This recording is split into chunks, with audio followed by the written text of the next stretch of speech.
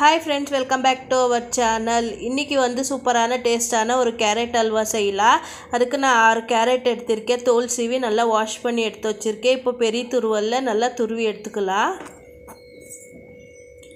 பெரிய துருவல்ல துருவி எடுத்துக்கோங்க. அப்பதான் சூப்பரா இருக்கும் டேஸ்ட்.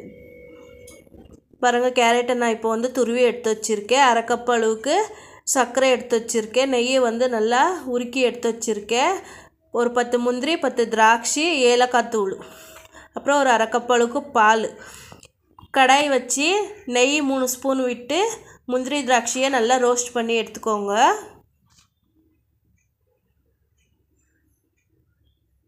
சில பேர் திராட்சை சேர்க்க மாட்டாங்க, சில பேர் சேர்ப்பாங்க. நான் திராட்சையை சேர்த்து அல்வா செய்ய போகிறேன். ரோஸ்ட் பண்ணி எடுத்துட்டு அதே கடாயில் துருவி வச்சுருக்க கேரட்டை சேர்த்து நல்லா 5 நிமிஷத்துக்கு வதக்கி விட்டுட்டு அதுக்கப்புறம் பால் 1/2 கப் அளவுக்கு சேர்த்துக்கோங்க. சேர்த்து நல்லா கிளறி விட்டுட்டு மீடியம் ஃப்ளேமில் வேக விடுங்க. அதுக்கப்புறம் எடுத்து வச்சுருக்கிற சர்க்கரையை சேர்த்துட்டு நல்லா கிளறி விட்டுட்டு 10 நிமிஷத்துக்கு நல்லா வேக விடுங்க. மதியத்தில் கிளறி விட்டுட்டு இருங்க, இல்லைன்னா அடி பிடிக்கும். பாருங்க இப்போ நல்லா எல்லாம் வெந்து வந்ததும் ஏலக்காய் தூள் சேர்த்து கலந்து விட்டுட்டு ரோஸ்ட் பண்ணி வச்சுருக்கிற முந்திரி திராட்சையை சேர்த்து நல்லா கிளறி விட்டு எடுங்க.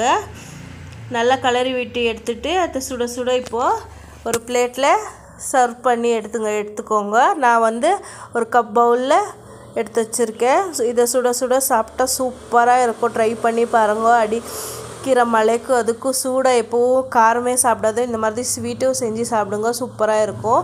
யாருக்கெல்லாம் கேரட் அல்வா பிடிக்கும்னு கமெண்ட் பண்ணுங்கள். இந்த வீடியோ பிடிச்சிருந்தா லைக் பண்ணுங்கள், கமெண்ட் பண்ணுங்கள். நம்ம சேனல் சப்ஸ்கிரைப் பண்ணிக்கோங்க. Keep support.